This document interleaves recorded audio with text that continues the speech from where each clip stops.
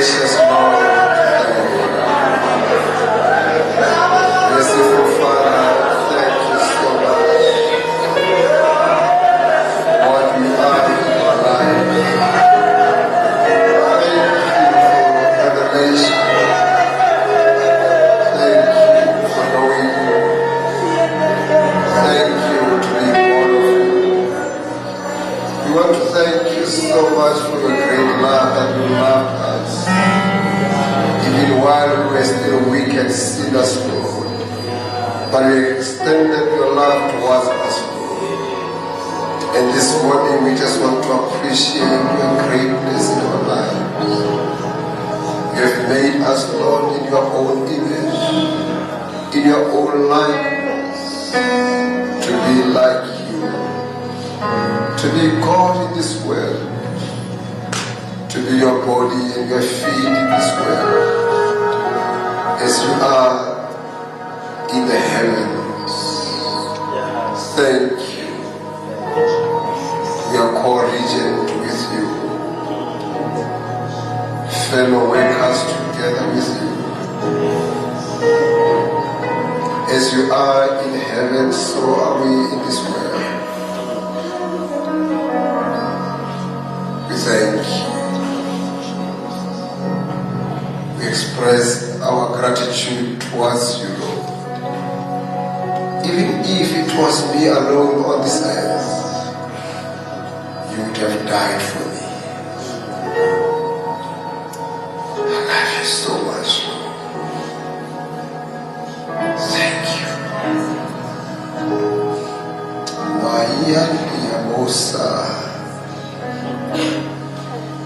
No one can be compared with you. There is no any other God. That's why we hallow your name above all other names. The unchangeable God. Yes, the same yesterday, today, and forever. Maya Kurusaya Dukuya Shanamaya. We appreciate your presence in this place. Your way shall not be rare in this place. Your way shall find a place within our hearts. And even this morning we have opened our hearts, Lord, that you may speak and impact our lives forever. As you are preparing us, removing all the spoils and all the wrinkles, that when you come back, you find us ready. You are the Lord Yasu, the refiner's fire. We want to thank you so much, Lord. In Jesus' matchless name. Yes, thank you so much. And we clap hands for Jesus.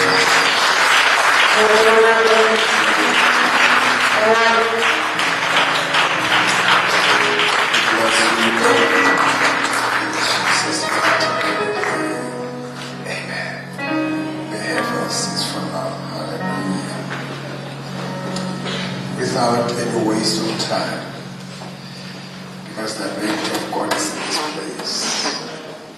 The power of God is at work in here.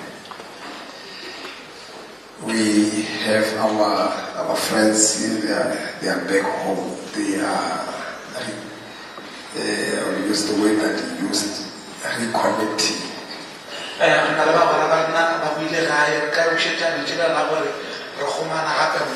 Yeah, they've been away for some time due to some other commitments. And because now is the right time. Now they are with us this morning. They've been with us when we were zeros. They've been with us when there was nothing. They never despised the small beginnings. They really embraced the small beginnings. So thick and thin, they've been there. until we are here where we are today. Because of the encouragement. And we really appreciate their presence. Yes. Sister Heather, thank you very much for she was with us last other week in Pretoria. And thank you very much together with your visitors. Yeah, we appreciate them a lot. A lot. We are welcoming you. Thank you very much. We are about to get into the Word of God. And I'll talk later, because now we have to allow God to speak to our lives.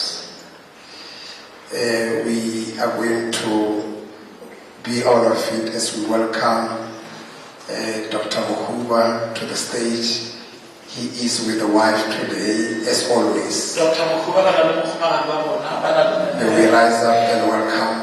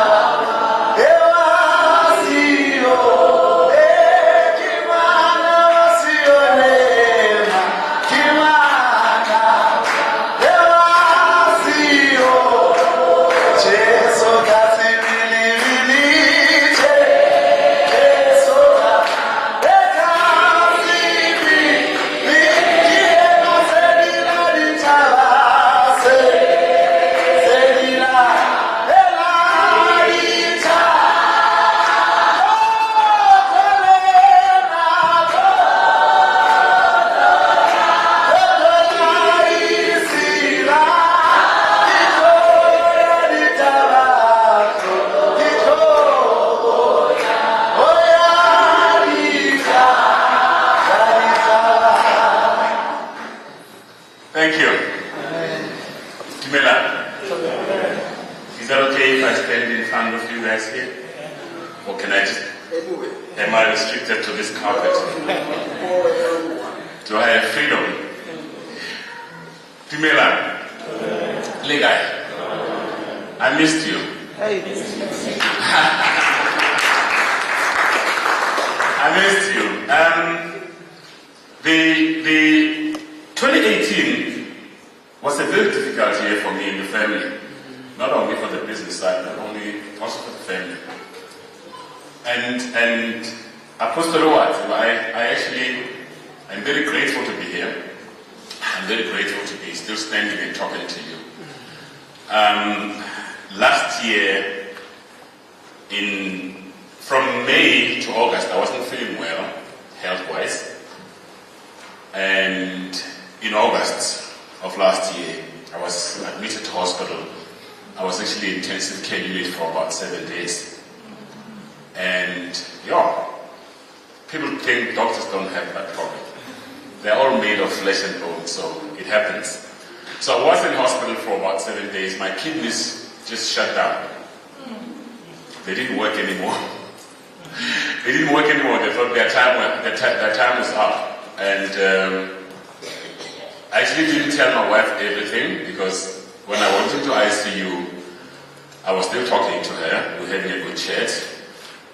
And when they put all the machines up on, I realized we're not quite together.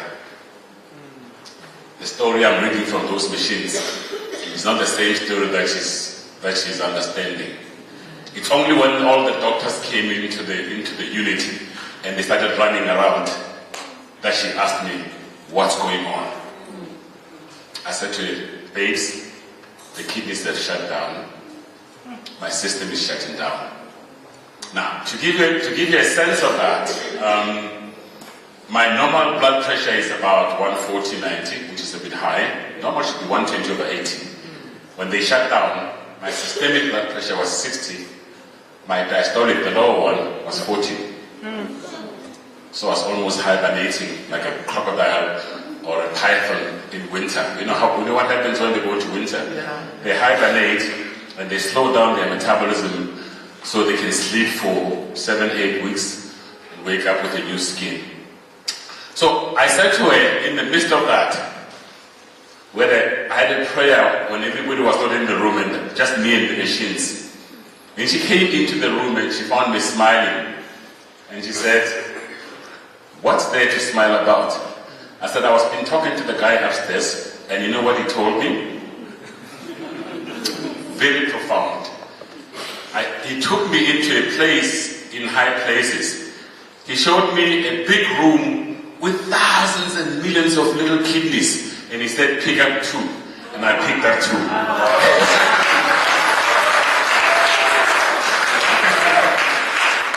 So I said to her, I can see them coming. I don't know when they're going to come. It's his timing, not my timing. But I picked up 2 little ones in the place up there, and I can see them coming. I see them coming. I can see them coming. When I was discharged out of hospital on the day 7, I was one of those rare specimens because they discharged me out of ICU, not into the ward, into my car.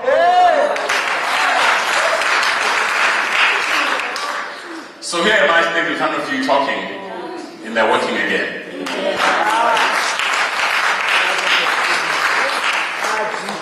So for those who don't know me, because so those who don't know me, raise your hands. 1, 2, 3, great. I feel so blessed. See, they haven't forgotten me. They haven't forgotten me. Lelau Mohuba is my name. When I was younger, when I was your age, I was a doctor, right? You guys know that. How many of you did I deliver? I was at a party yesterday, 70th birthday party of one of my friends in town yesterday, and I met 3 people whose children are 35 years old, and I delivered them. Right? Luckily, I didn't remember them, so that's okay. Because the 2 of them I delivered when I was at Flotuk in 1981, and the other one I can't remember where I delivered it. But yeah, so that's how old I've been, and that's how old I am too. So I've left medicine about 20 years ago, and I'm in business. And most of you would probably have known one of our businesses, because our holdings company, which is Sepaku Holdings, is listed on the Joburg stock market. You guys know that, right? Good. One big division that we run is the Sepaku Cement division, which you probably have seen somewhere. Are you guys using Sepaku Cement? Yeah. Okay. I'm not campaigning. I'm just checking. You know, this Sunday is a very interesting Sunday because it's 3 days before elections. So all politicians are in churches. All politicians are in churches today. They're trying to get votes. So I don't have to get any votes. And I just, So one of our divisions is the cement division, which is the one that we are related to Aliko Dangote from Nigeria. Very, very privileged to work with a man of that state, of that stature. He is he's a good friend to have. He's the richest person on this continent, so I'm sure he's a good friend to have. But also because of his networks and his worth, can be a difficult person to work with. Because whilst he is the biggest thing in my life, in terms of business, I'm not the biggest thing in his life. Okay, I'm probably 1% of his life. So when I chase him around for something that is critical for me, it's not important for him. He can just say, I'll see you next week. You know, I can't tell him, if you don't do this, checks are going to bounce. I'm not going to pay salaries next week. He couldn't be bothered. He's a multi-billionaire in dollars. So what's nice, it is also a challenge. One of our other divisions, which is actually in your province, is the Sepaku Fluoride. Have you heard about it? Sepaku Fluoride? No? Which newspapers do you guys read? Which TV channels do you guys watch? Skip some? Because I hear it's very popular here in this province. I discovered it a month ago. I'm being honest. I spoke to someone who's an actress on Skin Sound. She was looking for a business opportunity, and she said to me she's an actress. I'm like, where do you act? She says, don't you watch Skin Sound? Like, which one is that? So yeah, it's amazing how much we watch things that don't take us any far, but just entertain us. So we had the mine in a place called Westervente, around Namihlaki area, right? It's a fluorspar mine.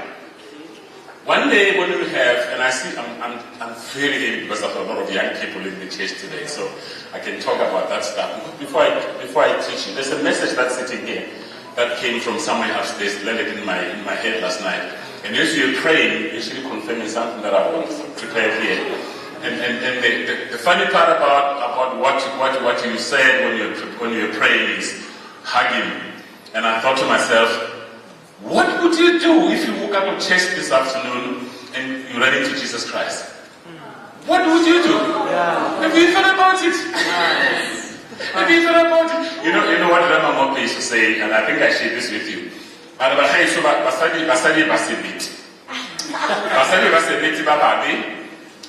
Bibili ere ba ne ba le ka Bibileng ba le ka mahara academy be go tlhagella noga be ba e sheba a nna ke le re mangwe phake bona no ke taboga tota ka taboga go feta a re ya no se golo thata se sa nna ka tsekolo be ba bua le noga ba se beti ba bua le noga tota ga bo tsang ka fitla go mo tsaka ka fitla mme a bua le noga ke gona ke ile. So we mine fluorspar. It's a very chemical mineral that goes into Richards Bay on trucks and gets exported to the United States, the Europe, and to the Gulf.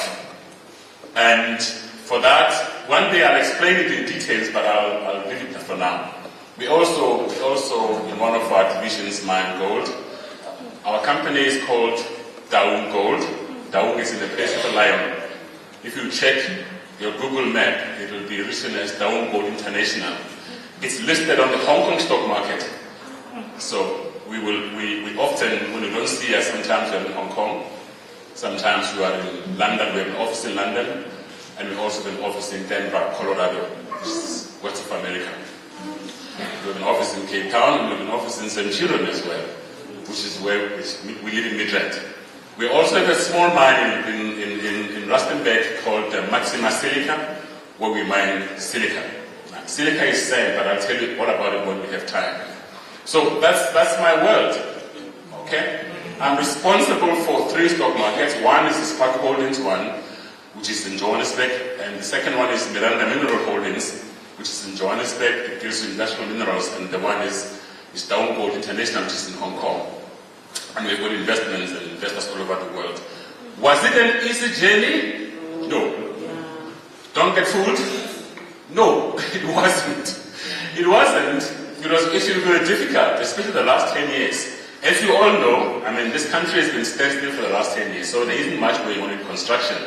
And we supply both our cement and our ready-mix, which is through a company called Metia Ready-Mix Concrete, which is in Joburg and in KZN. The second biggest ready-mix company in the country is called Metia Mix Concrete. Metia is an M-E-T-E-R-I-E-R, Metia. That's our company as well. We own that 100%. So when companies like Group 5, Avenge, Greenacre, and Frankie's, all the big construction companies, Wilson Bailey Homes, which is called WHBO, right? It's Wilson Bailey Homes. When they all start suffering and going into rescue, it's because the economy is very slow, and so there's no construction going on, and we also feel that. Okay? There are 5 big companies in the country that make cement. It's PPC, FSM, Lafarge, Natal, Portland, and Chicago Cement. That's us. Okay? So, Muritu Legal Fair, this little background for those of you who had forgotten. Was it useful? Yes. Why was it useful? Because you don't expect someone like that to stand in the pulpit and talk about God, right? Why? Why? Why is it that we associate success with outside church? Why do we do that? Is that our perception of the power of God but it works outside the church? Was it supposed to come from here? And that's where I get my strength, that's where I get my power, that's where I get my wisdom, that's where I get my encouragement. It's here. The rest of the teams that I work with, because I'm the chief exec for the listed company, know that Sepag Holdings is not a company, it's a family.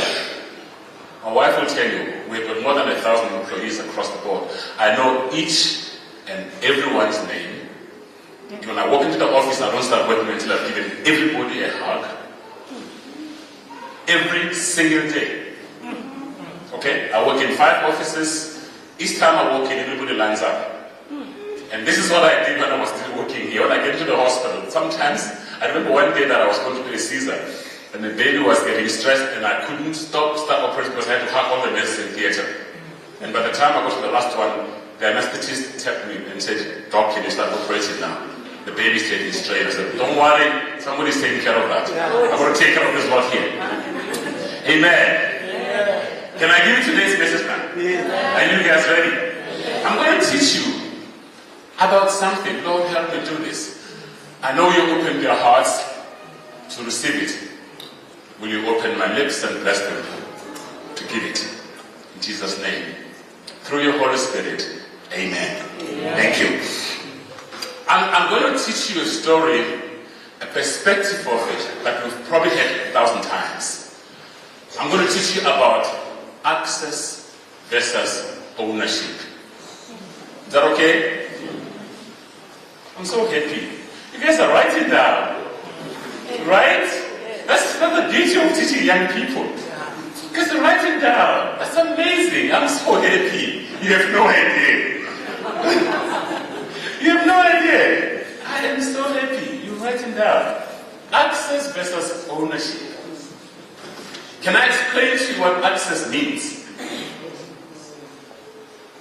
Access means you have resources available to you to use to obtain your desired destination.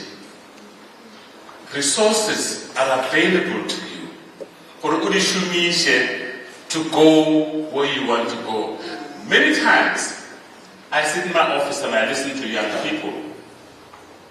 I have decided, because I started getting unwell last year, that I'm reducing the number of people that I mentor. My wife decided on that. I mentor only 32 people now, and it stopped there. But the common thing between young people that I mentor who want to go into business, it's always that they have no access to things. Okay? They have no access to information. They have no access to technology. They have no access to finance. They have no access to mentorship. They have no access, they have no access, they have no access. Many times you want to go to a place, you have no access to the resources to get there. Okay? Now, many times you don't have to own the resources. You just have to have access to them. Okay? And we make there's a slight differentiation there. You want to go from here to Teflo, you just need a car to get there. Access to it is sufficient. You don't have to own the car. You can borrow one from your friend, you can take your dad's car, but you can get to Teflo and back without the struggle of owning a car. And I'm going to help you with this concept because I'm a businessman too. It'll explain to you why Pick n Pay doesn't own buildings. The buildings are owned by somebody else because they're specialists in retail. They rent your business, your property, have access to it so that they can do their business. And what happens when they do that, they can go into business tomorrow. Because the buildings are there, they have to have access to one, rent it, and they're in business tomorrow. The olden days,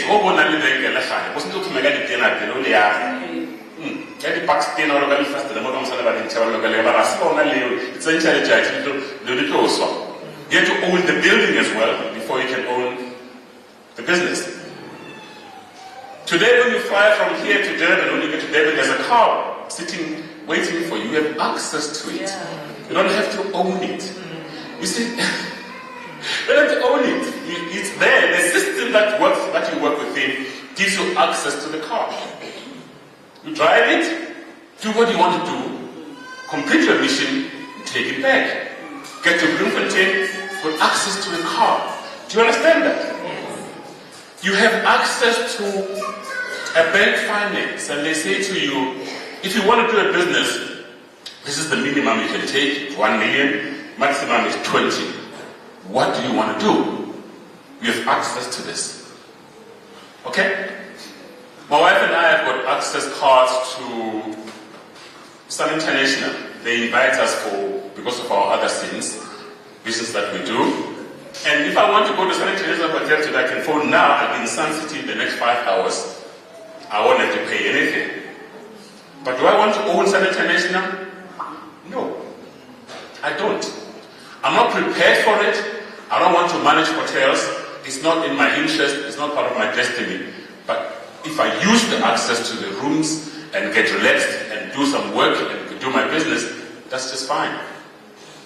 There are those people who are destined to own stuff. That's their destiny. That's their business. But most of us, access is good enough until we get to our destination. When we get there, you can start owning stuff. Right? Are we together? Yes. Where am I going? Am I confusing you or am I teaching you Business 101? It's actually very spiritual. I'm going to show you something. Does everybody have the Bible? Good.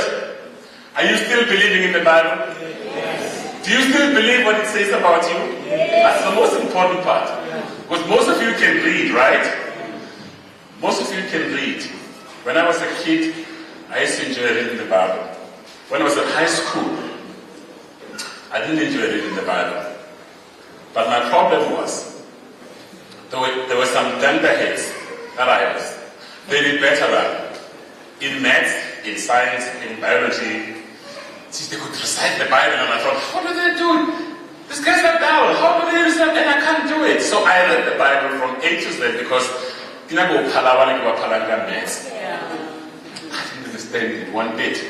But I could tell them Isaiah 47 verse 2 earring, Luke 1 verse 12 earring, because I thought everything, including the Bible. Until one day, somebody up there said, do you know what you're saying? And I thought, okay, Lord, I'm sorry. I thought I was doing it for fun. It's not so much fun, it is actually your word, right? So it's critical that we read it, understand it, interpret it, and believe what it says, number one. But number two, believe what it says about us. When the Bible says, let the weak say I'm strong. I've spoken to 2 people the other day about it. And they said, but yeah, but what does it mean? I still feel weak after saying it. Let the weak say I'm strong. The guy says, no, but I still feel strong. I still feel weak after saying it. Let the poor say I'm rich. Ouch. What does it mean? I still feel poor. What does it mean? What does it mean? Why does God say that to you, that you're rich? When you know, a couple of days ago, your debit orders have been returned to the sender or returned to the drawer. What is it now? I haven't had a bounce check in a very long time, so I don't know what it's called. But you know what I'm saying? That dualism confusion, because you don't understand. You don't understand. Many people don't understand when they say, I'm a child of God and I'm born again. What they just said. They don't understand what they just said. I'm a child of God, I'm born again. What do you mean by that? Do you even have a clue, slightest clue, of what you just said? Access to the kingdom of God. Access to the kingdom of God. Access to the power that breathed this earth into existence. Power one word and created all of you. The power that created the entire universe. Power that is all wisdom. That is all strength. That's all encompassing. That's omnipotent. Did I say that correctly? Must I say that again? That power that is omnipotent. Yeah. Right? You've just said that. You've just said, I'm a child of God, I'm born again. Damn. You've just accessed power beyond your imagination. You've just accessed grace beyond your imagination. Do you know that? Because many times you don't know that. You don't know what's available. You don't know what keys you hold. You know in the Jewish culture during the Bible times, when a child was born, especially in the wealthy families, they did one thing. They gave him a ring. Either a foot ring or a finger ring. That ring signified three things. One, identity. It says you are a child of lehlaswa. It says that. And as you grow older, they just kept on making it bigger and bigger and bigger. But that's your identity. That ring also had a seal in the back of it. That seal represents access. You could go into a store anywhere in the olden days, buy stuff, press the family seal, Hallelujah. and left because your father would take care of it, right? Are you with me? Are you developing goosebumps? Because I want you to develop goosebumps. Identity, access. Right? In your simple today's language, that's a credit card without a limit. Right? That's a credit card without a limit. When they put that ring on, because you are a child of the lehlaswa put a ring on you, so that anybody who sees it knows you belong to the family of the lehlaswa. And number two, the seal on the ring confirms it. Whatever it is that you want anywhere, you ask for it, and you press your father's seal on it, the account goes to them. You have access. Hallelujah. Do you understand that? Are you with me? I wanted to give you this background before I ask you to turn on Luke chapter 15 for me. We're going to start working on it from the 11th chapter. Is that okay? This is a story that you all know. The story of the prodigal son. Do you remember that story? You've heard it how many times? From kindergarten. When I was a baby, I remember kindergarten. Ngwana, lehlaswa. Do you still hear that? Lehlaswa. Obviously, a few years later, we learn about it. There's a nice English word. It says prodigal. Suddenly, it sounds better. Sometimes it's first get lehlaswa. You know, something that you just chew and spit out. That's what it says, right? Oh, lehlaswa. Prodigal son. Prodigal son lived in a very wealthy family, okay? Verse 11 it says there was a man who had 2 sons. That's it. How do I know the guy was wealthy? How do I know he had lots of stuff? Was a rich person? Because I read the Bible a little different from you, all of it. If I want to study a verse, I study all of it and I go back. Okay? 3 things tell me this guy was wealthy. Alright? 1 is he had servants. Yeah. Right? Amen. Do you remember that? Yeah. He had servants. People didn't have servants if they were not wealthy. 2, he had a ring. Right? I'll teach you about that later. So already when you know the story, you know that you're dealing with a man who's wealthy, who's got stuff. And number 3, the son says, hey dad, you got stuff, right? And I'm your son, right? I don't like the system. I don't like the way this system works here, you know? I offer stuff and I need to talk to you before I get stuff.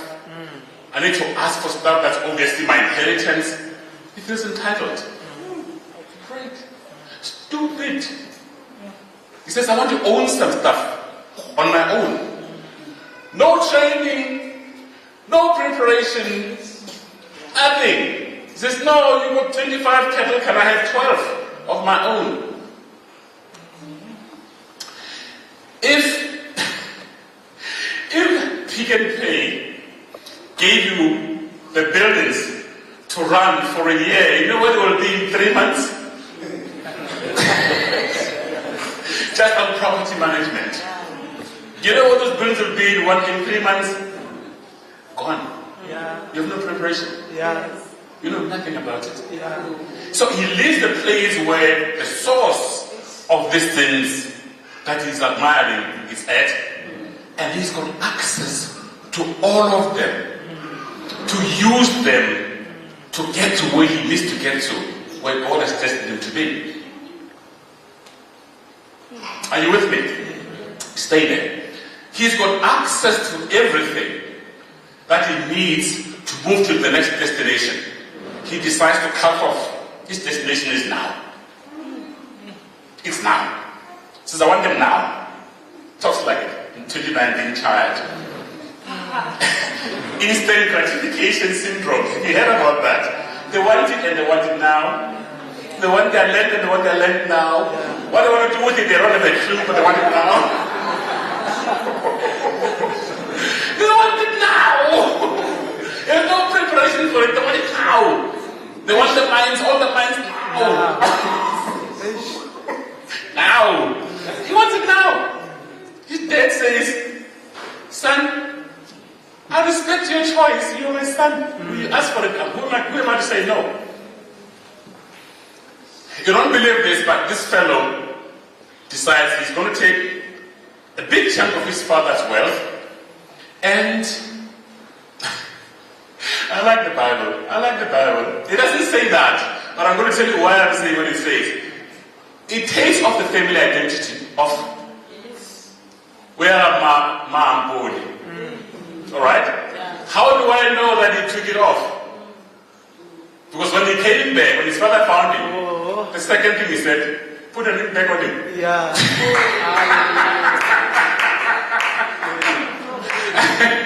He took off his identity. Yes.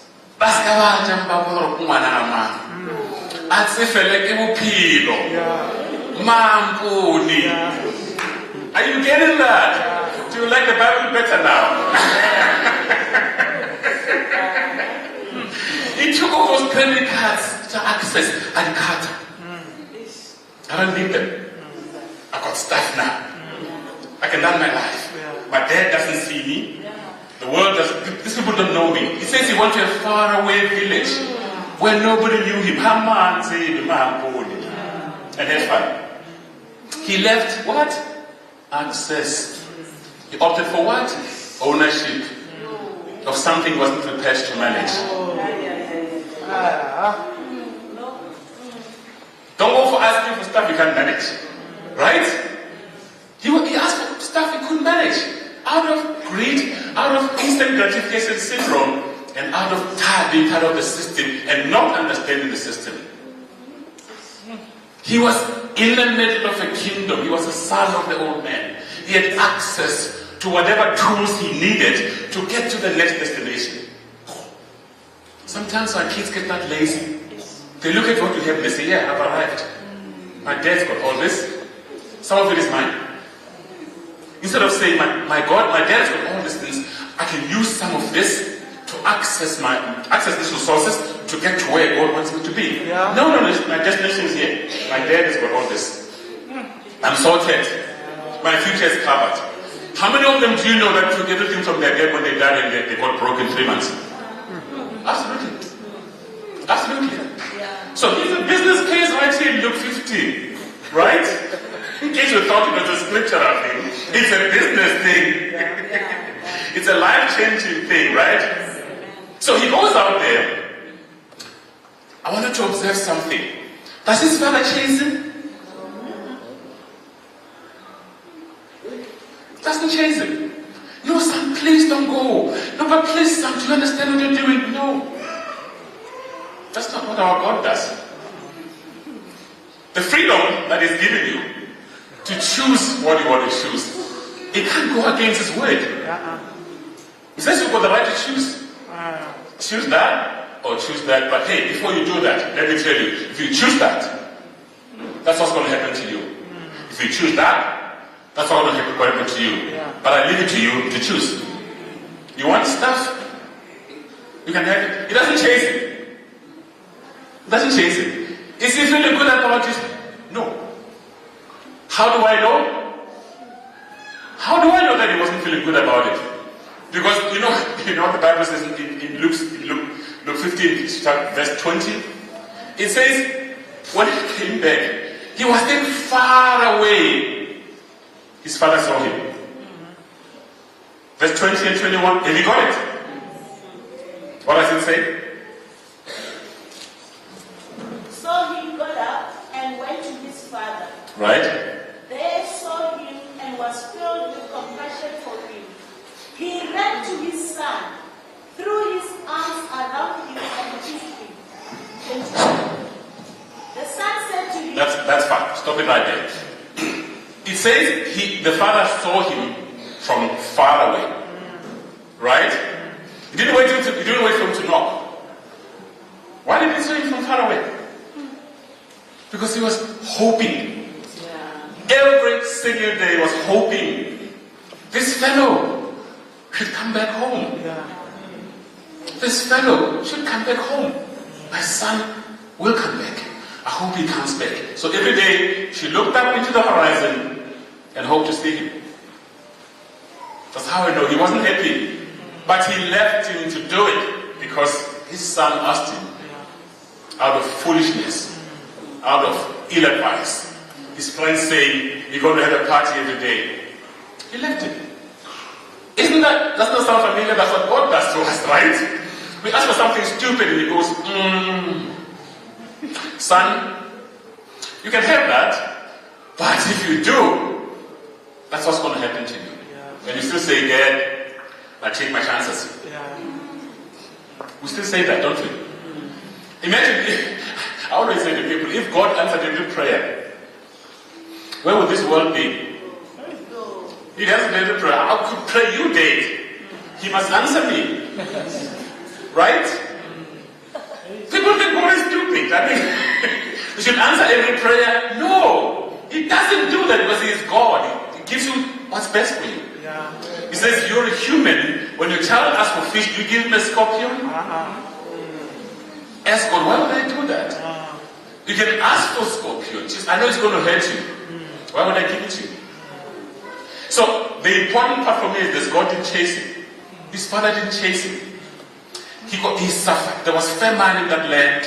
He suffered until he was given a job in the system to work with the pigs. He got so hungry, the Bible says he would have eaten a lot of pig food if anyone was willing to give it to him.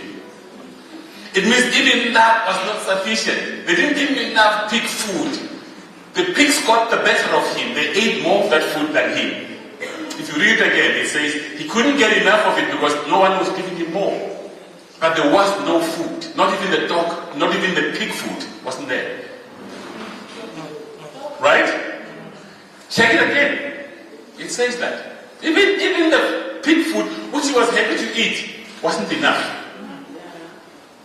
And then, something critical that happened. I like it in what the Bible says. One morning, he spoke to himself and he said, I shall go to my father's house. Right? What verse is that? It says, I shall go back. It's at 18. I'm coming to you. Yes, 18. 18 says two things. Spoke to himself. I want to focus a little bit on that. Because when he was speaking to himself, he was in the pigsty. Are you with me? Yes. He was in the pigsty. He didn't speak to the pigs. Yeah. I'm going to pause there. He didn't speak to the pigs, and he didn't speak to the other pig shepherds, whatever you call them. Which is sometimes what we do. When you're depressed, don't find somebody who's more depressed than you to talk to.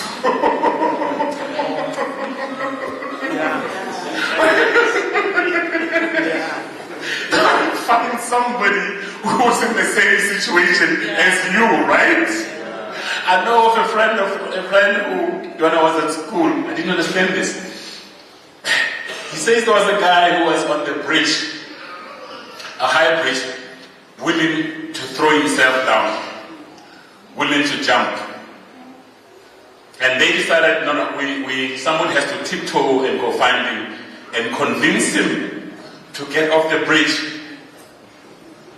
The guy was willing to die over the bridge, was so powerful, so passionate about the story. He convinced the other guy that life is not worth living. They both jumped.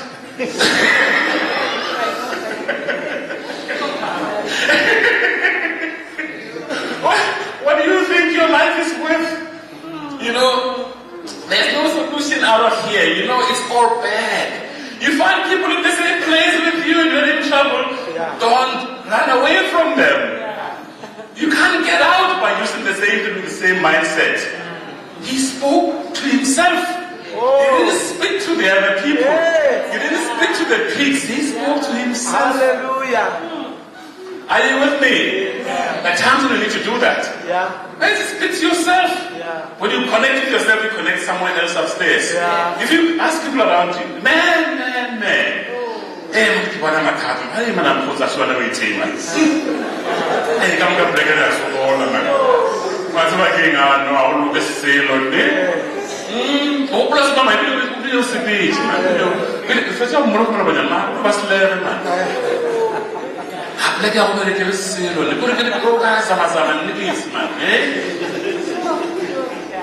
People in the same place will take you straight there. Right? Now, that's why I said to you, I'm going to give you the same thing you've heard 1,000 times and just give it a proper spin. The people in the same pit with you think like you. They're very ready to make you understand why you're here and why you can't get out. And why it's so hard to get out. Why you're even lucky to be getting some kind of food. Big food, but no, people are spending out there, man. Be careful with this. You're all right. There's a guy who owned this store in Boela, right here next to Chalini. It's fish and chips shop. And he got so busy during Easter time when the traffic was still very heavy coming to Moria and to Boela. So he was preparing stuff. And when they speak that heavy, fast language, you don't always hear what they're saying. One fish and chips, you don't understand this. This is stuff that was prepared yesterday. Lalile didn't stay overnight. They looked at this. One fish and chips, wabare.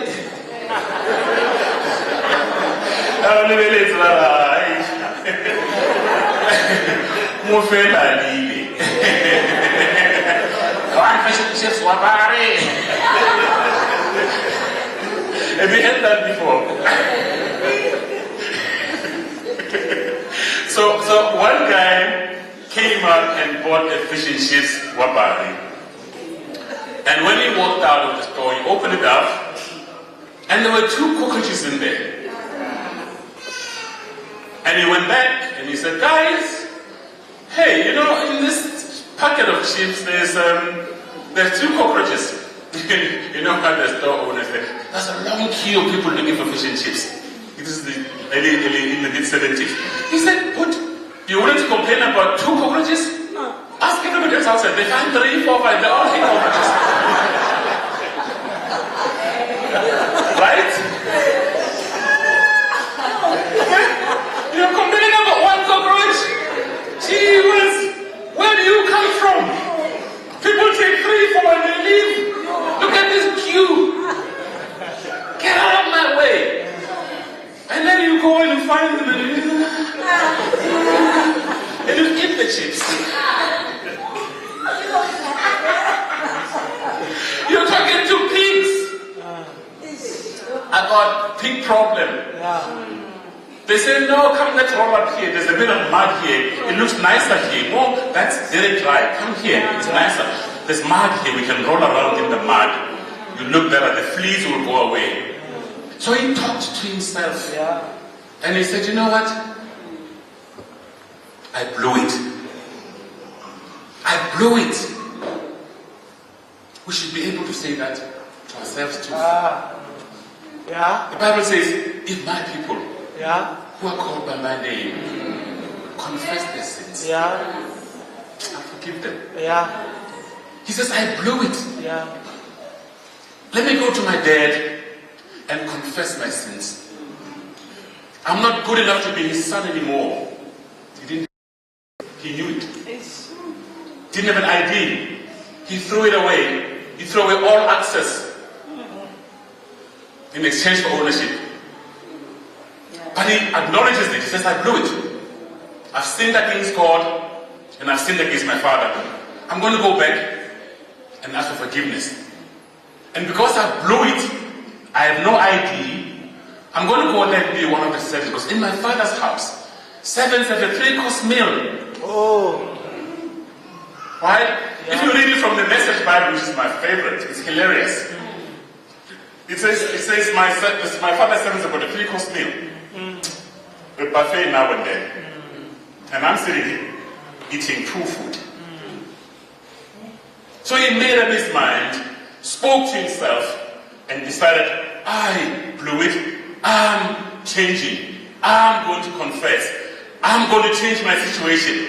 I'm not listening to anybody else. I am in this mess. I'm going to take myself out. And I know my father will listen to me. Are you with me?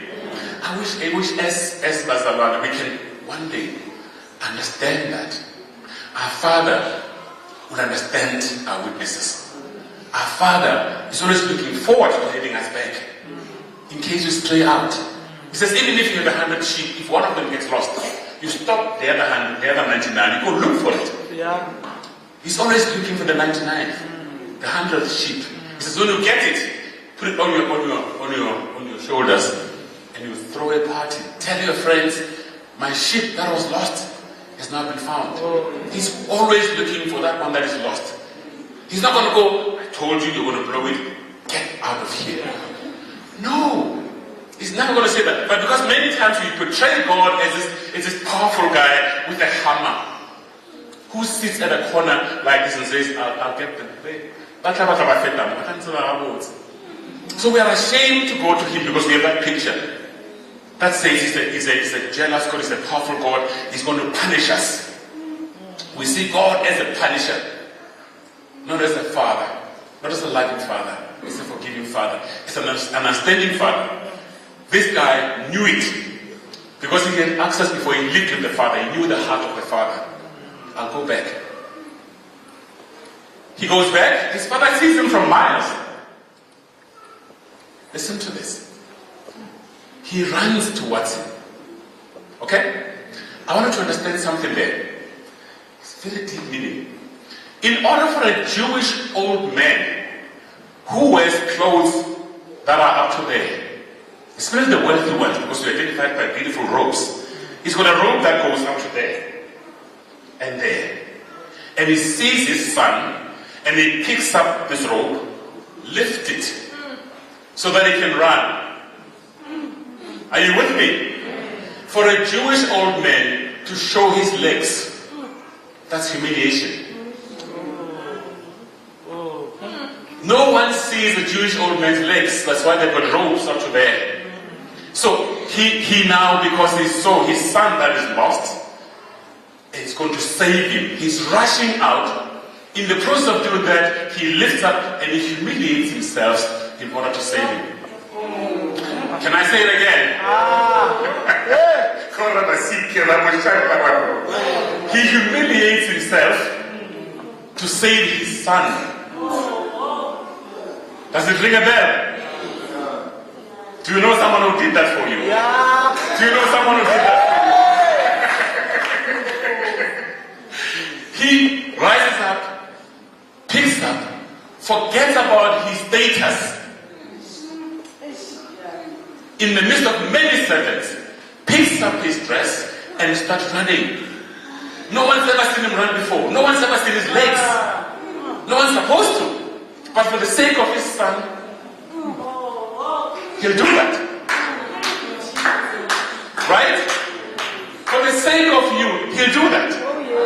He'll humiliate himself. Can I say it again? He'll humiliate himself in order to save his son. It rings a bell to me too. I know someone who did that for me. I know someone who did that for me.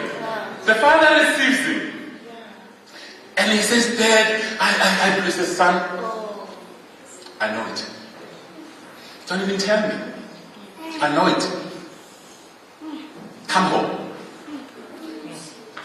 Servants, put sandals on him. He can afford to wear shoes. He's not a servant anymore. He's a son. Remember when they say you can't Moses, Moses, you can't walk in there. With your shoes on, you're a servant, but take them off. Take them off. The place is too holy. In the Jewish culture, there was a place but past which servants would not go in with their shoes on. Only sons did. He says, put shoes on him. Put a ring back on him. Which means it's always been there. That ring never left the father. It was always there. He was hoping you would come back home so he can connect you with the family. Put a ring back on you and can reconnect you to your access to the kingdom of the Father. When you die back, he doesn't. That's been said. We don't have a social. He waits. Whatever was yours, he keeps.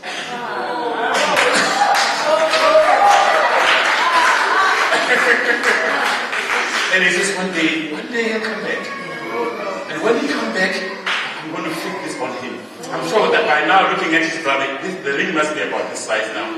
Checking the brother's finger now and then and saying, yeah, it must be about this size. When he came in, he said, bring his ring. He didn't say make his ring. Are you with me? Are you with me, church? Is someone listening to this?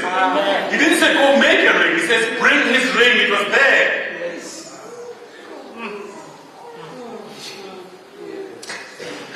Lord, talk to me. Lord, it was there. Are you getting this? He never threw it away, it was there. And as he thought he must be about this age now, he made it grow. Remember what I told in the beginning? In the Jewish family, you're born, you get a ring. As you grow older, it gets widened and widened and widened. Yes. Brought him a ring. He fitted it. With a seal on. They gave him back his credit cards. Can I get an amen there? Right? He walked in and they gave him back his rights. Again. You have access to whatever you need to be the best you can be. You have access again. You are reconnected. Full rights. I want you to understand that. He gets full rights right there. They don't say no probation.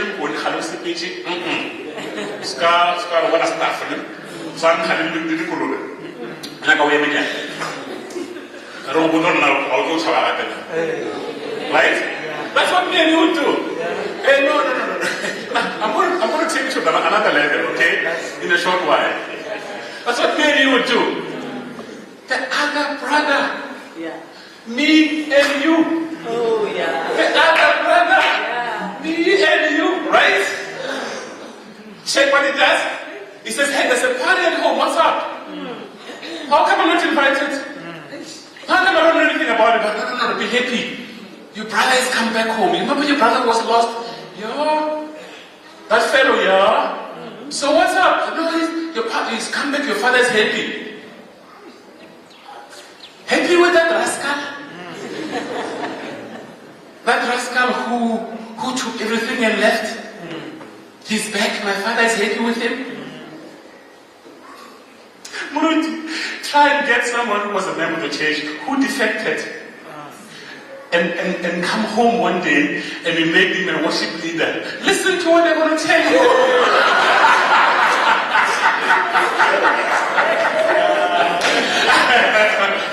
It doesn't take rocket science, you know that. Did you just hear me? Let somebody live this access and try and do something on his own, which is not prepared for, and it doesn't work, and he comes back to Zoe, and he gets promoted. The other brothers will tell you, Muruti, what are you doing? What about me? I've been here with you forever. I've served you. I have been honest and dedicated to the church, and yet I haven't been given any position. The other brother for me is the most fascinating story because it talks about us. It talks about us. What do we wish for our next guy? What do we wish for our brother? When he is gone, we say, I can't speak to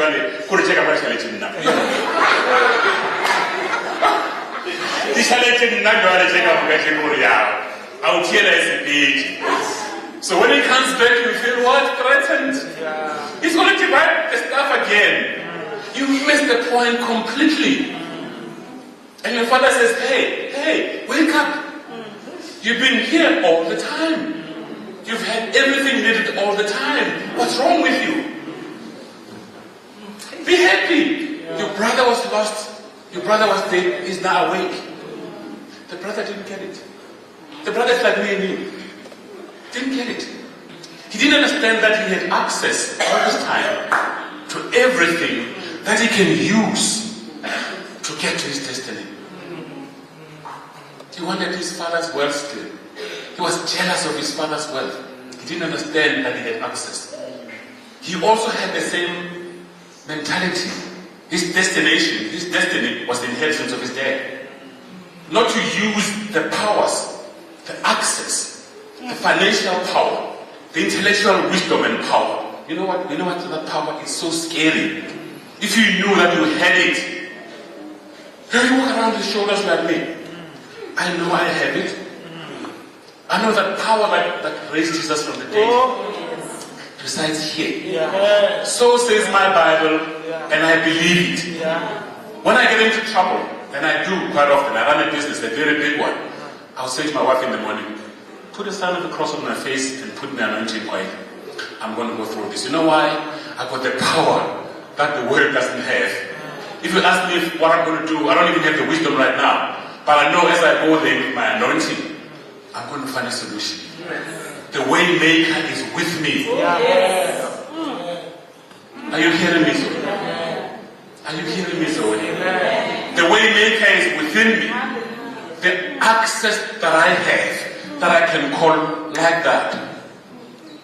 Father, I'm asking for wisdom and strength. Father, help me deal with this.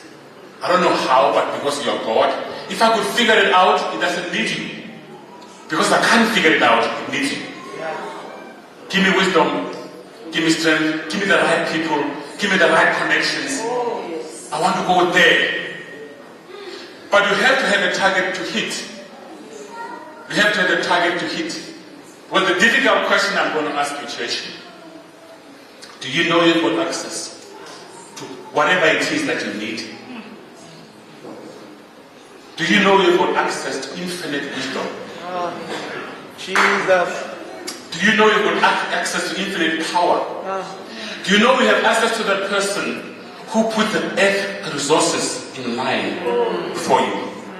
Do you know you've got access to the person who puts relationships lined up to fulfill your destiny?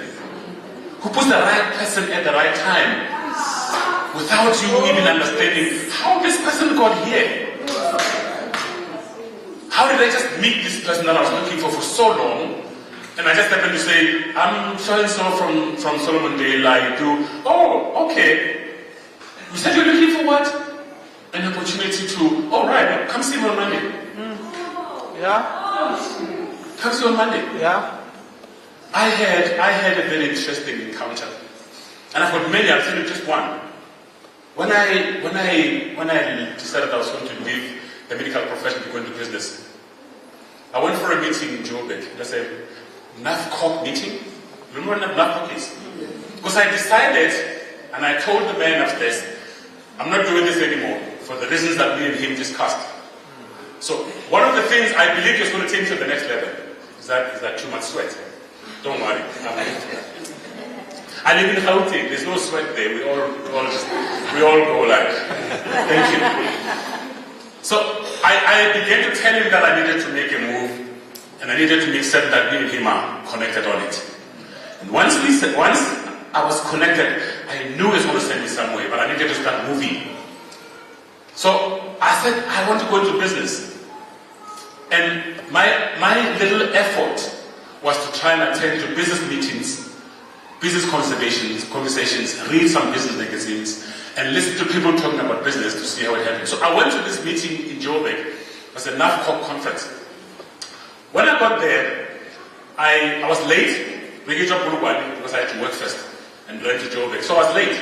There was one seat available when I got to the conference. And I remember sitting down and sitting with my wife. There was a guy on my left side. He had a very strong American accent. And I was too tired. I thought, what's the number of last dating? Or is this Zulu at least? I'm going to pull my nose the whole night here, talking to this guy, going, hey, how you doing, man? I'm too tired for this. But I just thought, okay, Lord, I'm here. We had a great time, we had dinner, we talked. And I know that I talk a lot, which sometimes is very helpful, because when I preach, I also preach a lot. But I talked to this guy for a very long time. And we talked about so much stuff. I came home, I was happy, we had a good conference. And then 2 days later, I got a call from Port Elizabeth. And they say, Gordon Maddock wants to talk to you. Gordon Maddock? Kind of rings the bell. I don't quite get it. I'm busy with my business. I'm wearing my white coat and my stethoscope in my neck. So eventually I get hold of him and he says, hey, Lelau. I thought, okay, someone called me like this 2-3 days ago. I said, yeah, is that Gordon? He says, yeah. You probably don't remember who I am. I said, no, I remember you, the guy I met at the NAFCO conference. He says, yeah, that's me. I gave you a business card, right?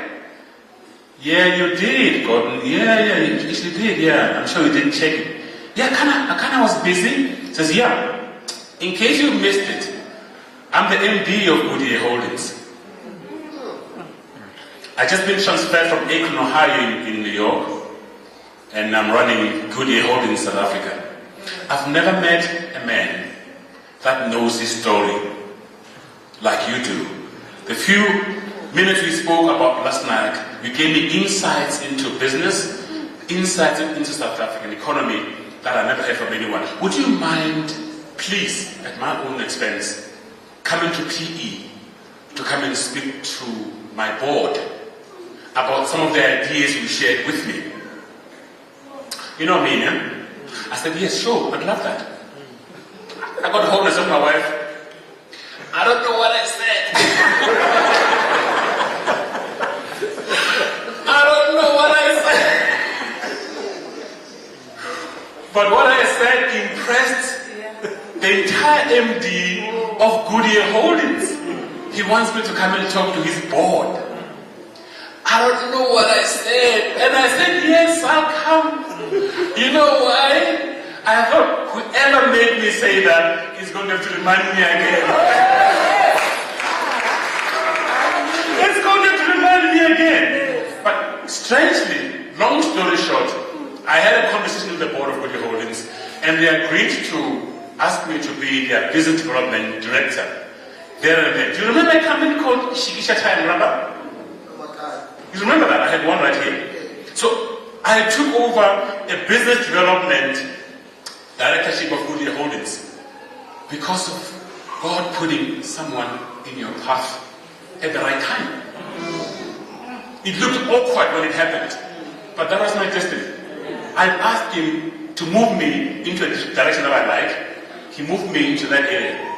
And whilst I was in the entire business, developing business for them, I discovered that the mines use a lot more tires and rubber than any other industry. Because they have conveyor belts, they've got big tires this size, they've got all kinds of earth-moving stuff. And I thought, I want to take Goodyear into the mining space, because they were not very strong in there. Okay? I wanted to get Goodyear out of running with little high Qs and 10 tires and get a big division in mining. I started that division for Goodyear Holdings. And whilst I was doing that for Goodyear, the very same guy upstairs said, "You're in the mining space? That's where you should be." Right? I was doing my job, I was just being diligent and honest, doing my job. And he put the right people in my path. Sometimes it was a little bit awkward. When one group approached me for the first time and said, "We want you to come and work with us, we're doing a platinum exploration company." I thought, "What? Exploration? Company? What do you do?" He said, "No, we drill holes into the ground, we're looking for platinum.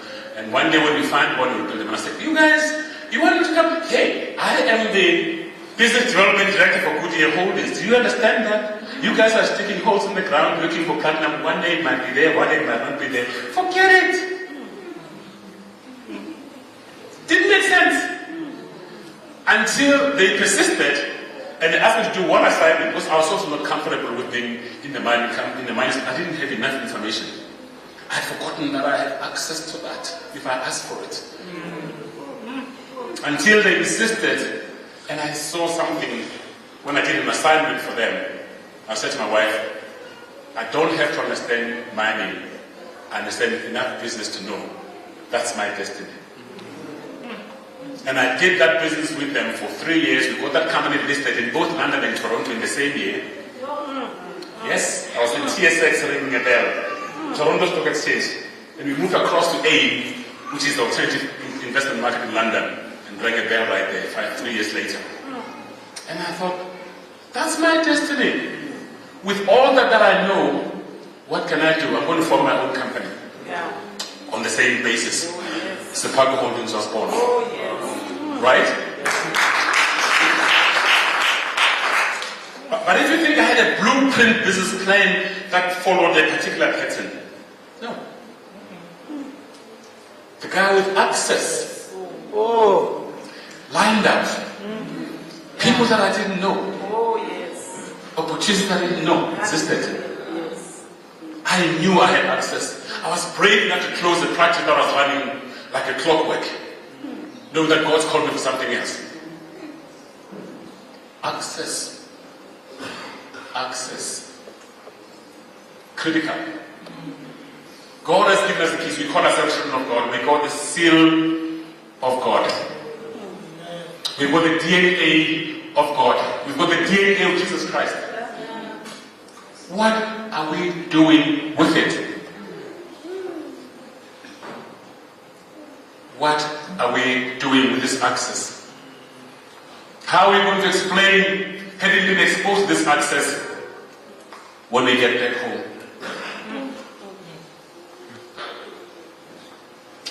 How are we doing with the access we have? Do you even know you have it? Or are you as good as prodigal in the church? Are you a prodigal son, prodigal daughter in the church who doesn't understand the access they have? God bless you.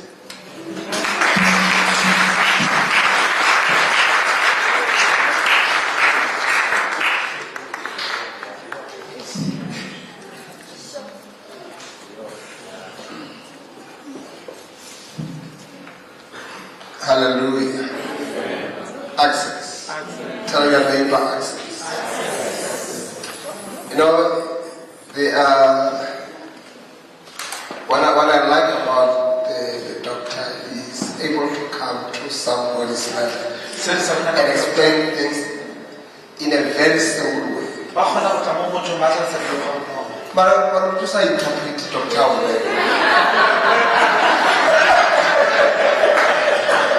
Who was there from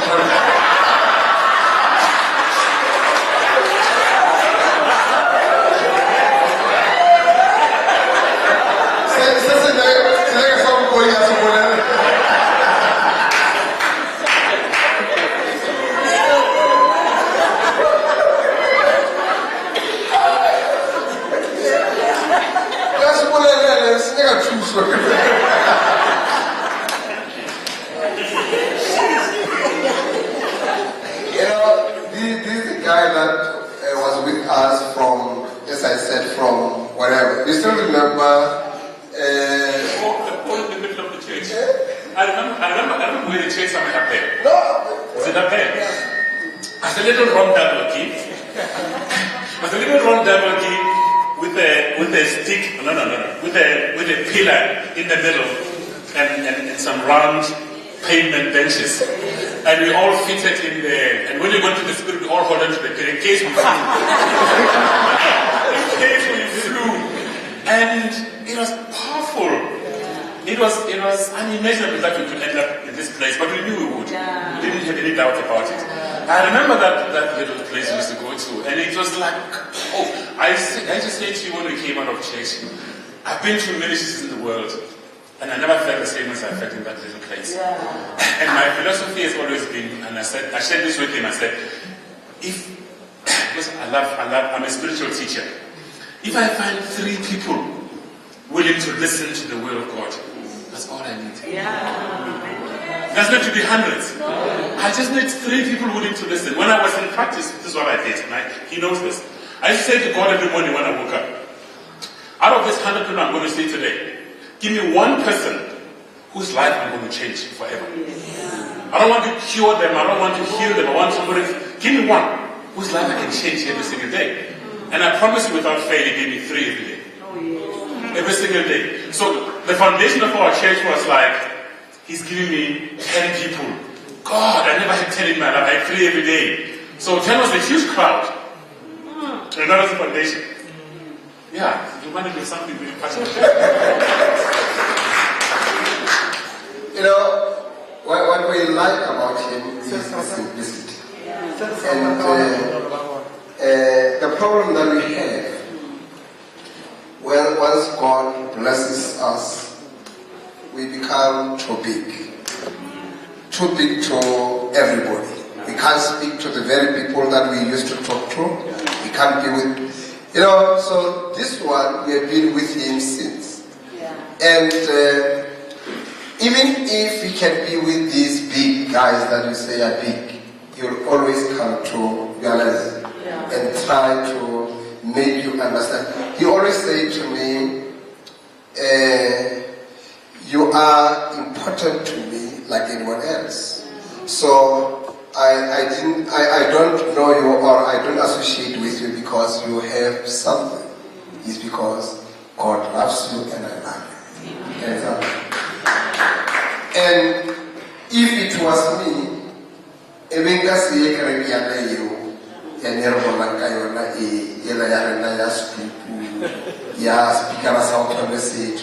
all those. But he was a doctor by then, but he came. And through our sins until today. So today he worth 2.1 billion. Like 20,000. So, you want to make a mind, who are you? Who are you? Now he stays in a house that worth 20 million. It was just completed last year. Is it last year? Last year, April. So they are almost in a year in that house. It was being built for 3 years. 20 million. So we are not saying this to say we are breaking. We are saying this to say it is possible to every one of us. And we are saying this, we can still have this and still be humble. We can still have this and still preach the gospel. Because such people like him, they always are busy. And busy with other things outside God. And they don't even want to talk about God anymore. Because it's like, if they are talking about God, we've got to keep our fast. Because but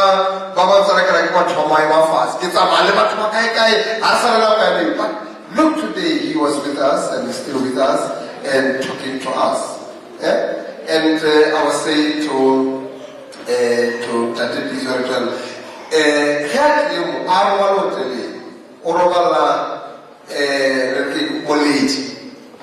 he says, I don't have to sleep in a hotel. Why do I need it? Next thing I think, that's my passion. That's my passion. So there was one pastor, he was hosted, Boela hosted Salomon. This guy is a Nigerian pastor, and he was hosted by one pastor from there to see him because he arrived there. And then Fitakore, he no, I can't sleep. I want to sleep. And the other market in one of Nigeria, I want to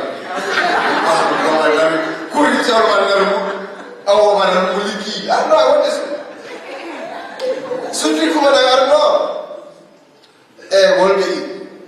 So the past have to change and put all the in a muchekamo. And I always tap and we show the I don't hold the in Utirakayo because down the Katare, I don't hold the in your name, Mohuba, or other. I don't know.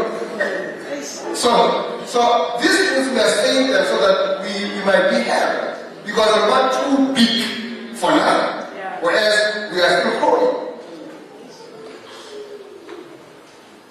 Hello? So, he was saying the other time at an office in Japan. So there was this guy, who got an office, there was this big office in the and this guy, and the CEO, each year a small office. Oh, it's fine. Now it's small. I don't need a big office. I need him.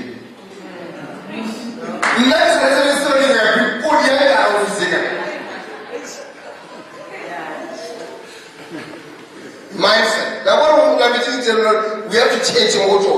We tell big office, it's very easy. Or tell a big office, 5,000. Some people tell a small office, 100,000.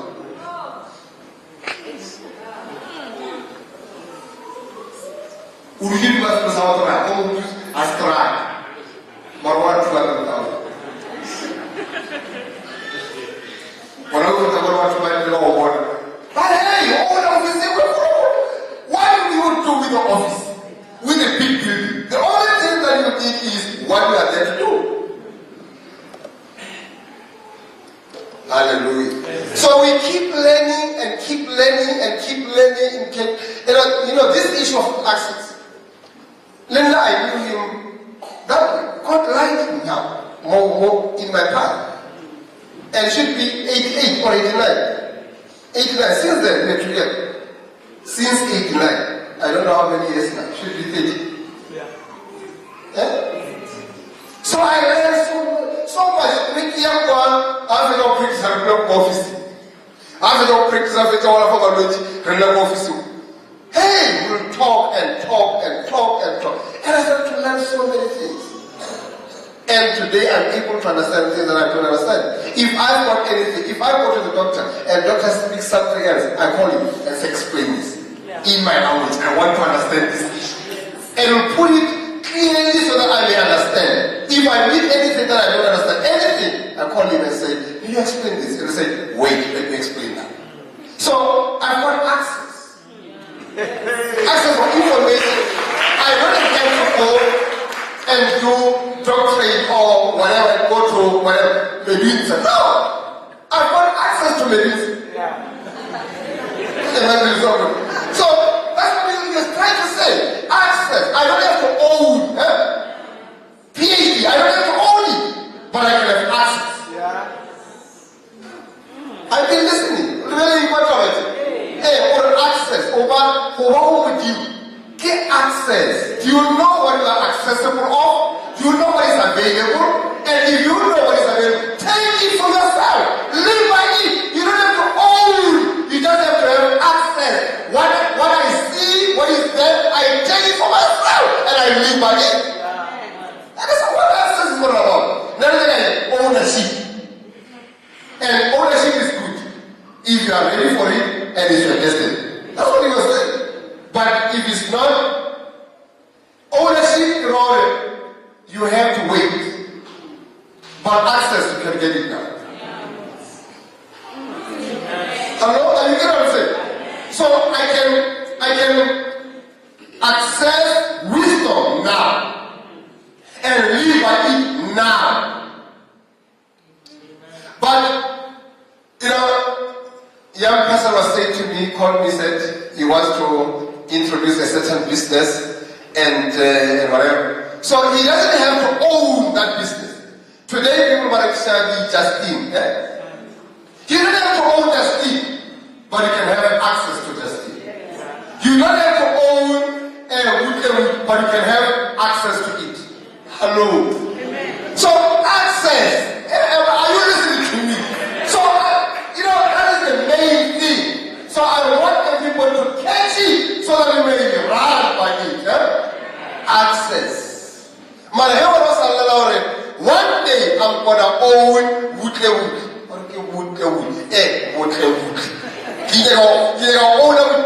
But it's a process. You may take a long time, 40 years before you own it. But in the meantime, what can you do?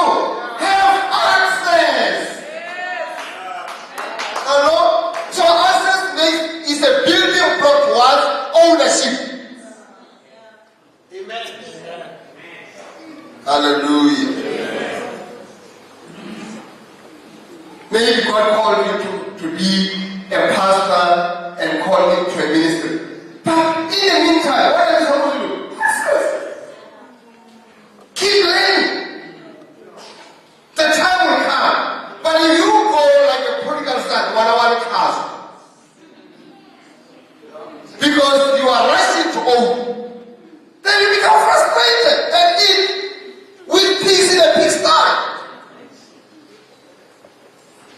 With the truth, hallelujah. So I've learned a lot access, and I've got access because Jesus made an access for me to come closer to God and have everything about God, and I can use them for myself. The same Spirit that raised Jesus from the dead, if He dwells in me, then He shall do what He did unto Jesus. So then I can enjoy life because I've got access. Amen. Hallelujah. So people who want to own heaven and earth, they don't want other people to have access because they want to own. I can get a time you I can want to own them. Or where I'm going to waiting with you, that's the way away. That's all you can say. So ownership, I can not think of ownership. We want to own everything. We want to own That's why today, when I lay this issue, hello.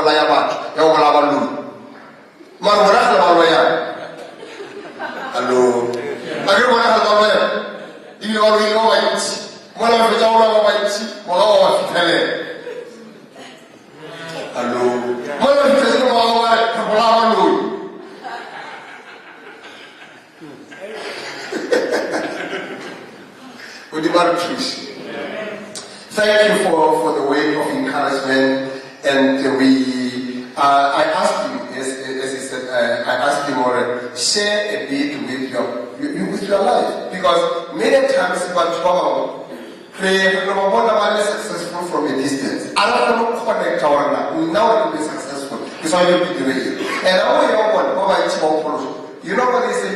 They will always say, it's by grace. Not it. And anyway, which are grace here we breathe, always by grace. And how do you know it's by grace? Okay, what must I do? No, grace. So you wonder, this grace get out of life we desire to a level where even grace. Sister brother of Tremo, no, it's by grace. What grace? But can you break it? And the are really practical. The practical part of it. What are really practical? Yeah. Is it not what I say?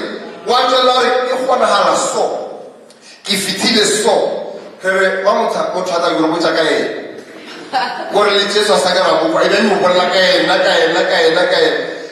don't want to know what the unseen can be to the seen. Only the unseen that are never seen, but we want to be seen. In which way?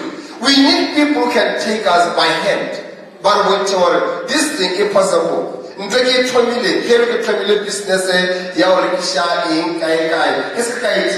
is nothing. to my destiny. It is serious or anything. Tiring, so, very tiring. This kind of very tiring. From a doctor to the tired. It will as you I'm sure you can tell I am tiring. I'm sure talks like tired. Which are not my officer. From the tiring mining, from mining to ownership. All of it's now it's will be some way. Tell someone, tell you to give you some way. Sky what you have, don't despise what you are doing now. You are in the right path. Hold on, move on, pray. You've got access to wisdom, you've got access to whatever. God will line up. Hello? One day you'll be speaking and saying, would you want to say connection? Today is a line. You are here, it was a line. So something is triggered within you. Whatever I'm taking about. Maybe this thing might be a vehicle that will take me somewhere. One day, business like this Sunday, Justine Sunday, whatever, in my holiness. My own net is so straight, you'll never have someone. Shout amen, someone. Shout amen, someone. It's time. You're cheering, you're trying to go. It's hard out easy. Don't let it go. One day. So today, when I access the house and business, he's there. Hallelujah. I get access. Hey, can I see with you? If there is access, they are open. The long time access, they are help or something, you want a business there. Man, don't let me move to. Line up.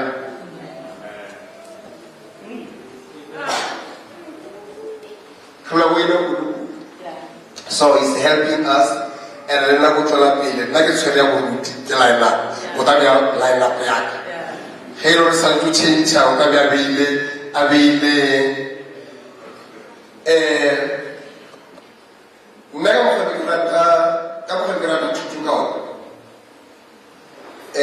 I thought I'll be what, and immediately I speed, quickly.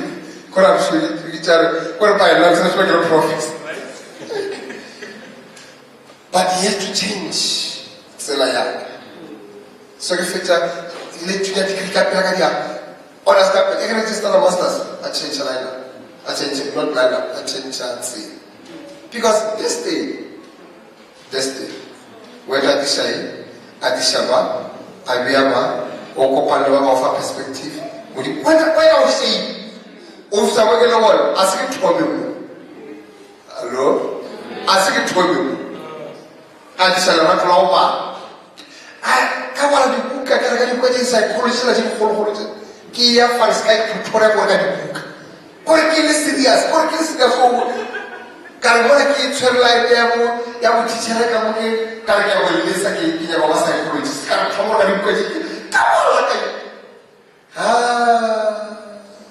I'm not settled. I'm Lukashi. You get away with you. Yawano, Timo, Lukashi, a one. The Bible.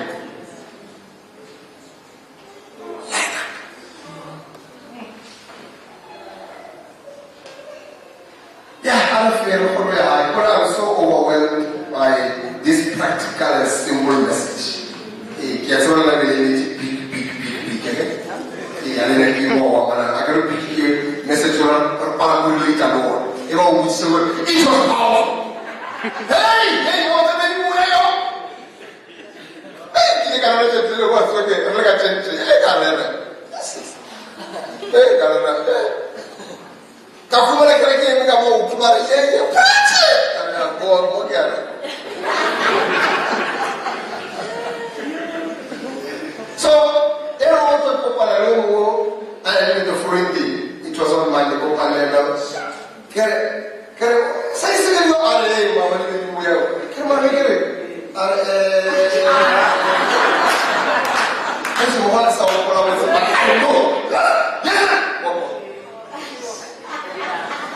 It was powerful. What was powerful? I don't know. So that tells me I did nothing. Because what was powerful cannot help. Cannot even help. So anything we are coming or we receive, it must be adding towards our lives. If it doesn't add anything, we haven't learned anything. So remember. Let's give to the Lord and Mutimo Altushi, Mutimo say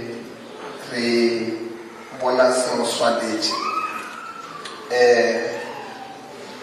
Monero, as we always say, is giving out of a willing heart.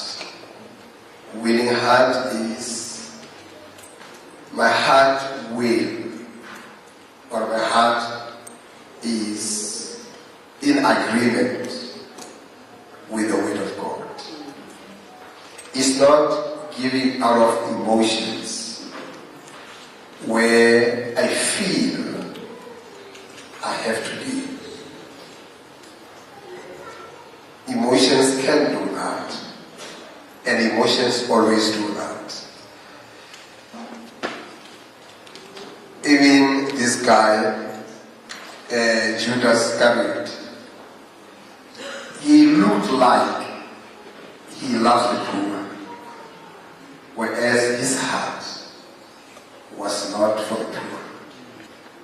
So emotions, they project themselves as, I love this, whereas the inner man is not in agreement with the reality. And God doesn't want us to give because we feel like.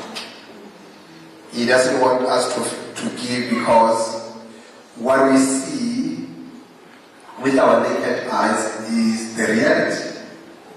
Somebody might be in a suit or in a costume and looking like he's not in a leg.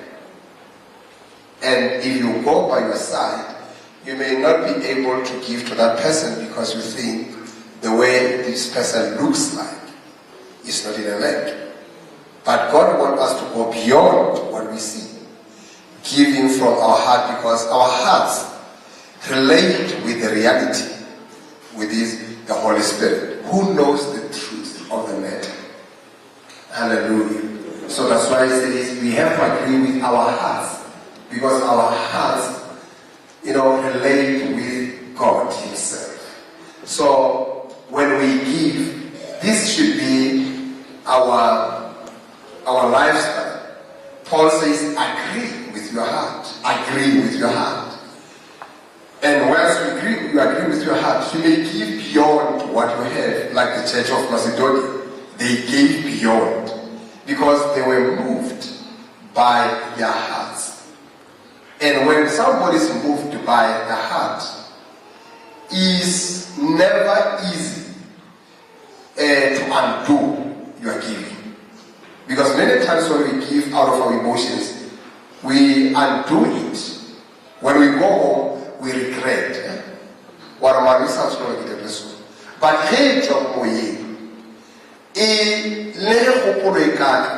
you always remain in that conviction. I will change Hopolo. And I don't change Hopolo, remember, or change Hopolo.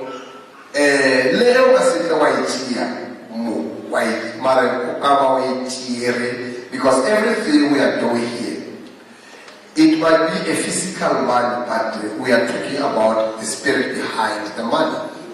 So this is what is very, very important. So we need to understand that. For a Hekifa, there was this an example, and that I always said it, even in this church many times. There was this lady who was very sick, very, very sick.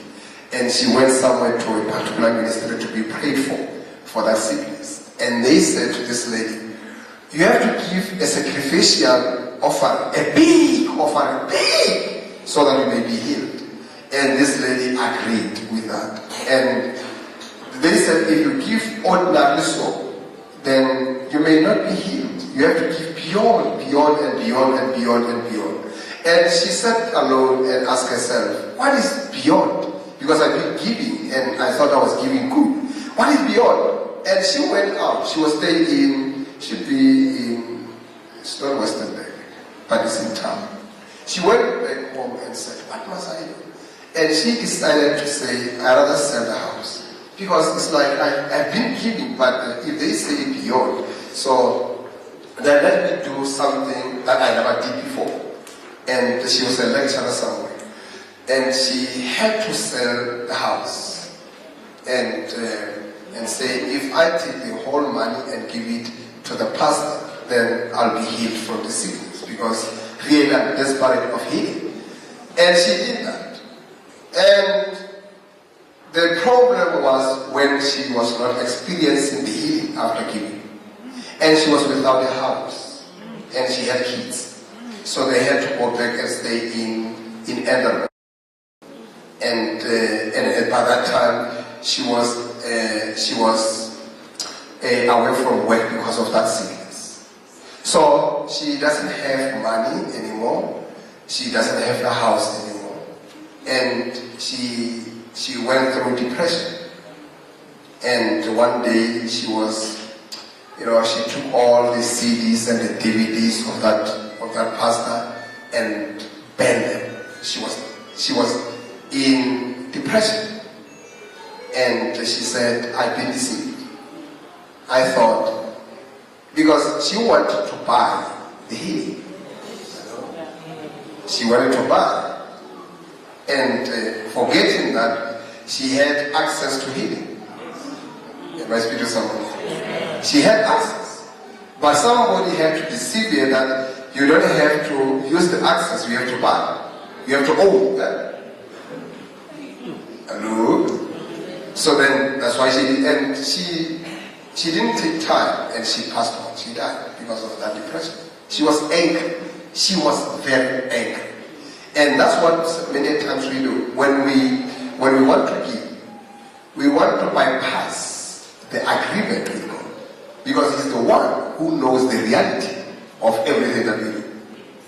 So once He says, this is what we have to do, and we agree with you, even if it's something that is big in terms of our eyes, but because God spoke and I agreed with Him, it's going to work. Hello?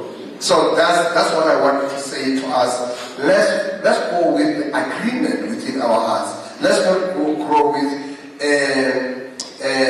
one pastor in a conference stood up and say, the Lord is speaking to me. He was driving a Polo, and he said, the Lord is speaking to me that I should give so-and-so my car. And yes, the pastor gave that one a car. And there was this guy with him, and he said, Pastor, if you give that one a car, the Lord is speaking to me, I have to give you my citizens. Hello? Side and emotions. I'm trying to address that issue.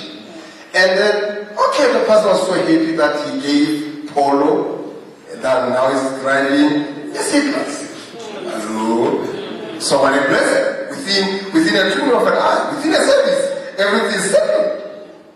And after the church, so now there must be giving of keys.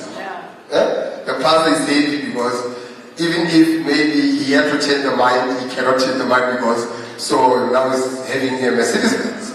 So it was easy for him to give the keys to the recipient. And so now the guy have to give the pastor the Mercedes-Benz keys. And he said, you know, Muruti, Kawane, Reclaser, Kim Shiji tonight, Sanju, hire for she, whatever, no, that is understandable. Yeah, so then the following day, Muruti, Ragas Horoda today, you know, my wife already got a bill, when I let me when I got a beach, so I read a t-shirt.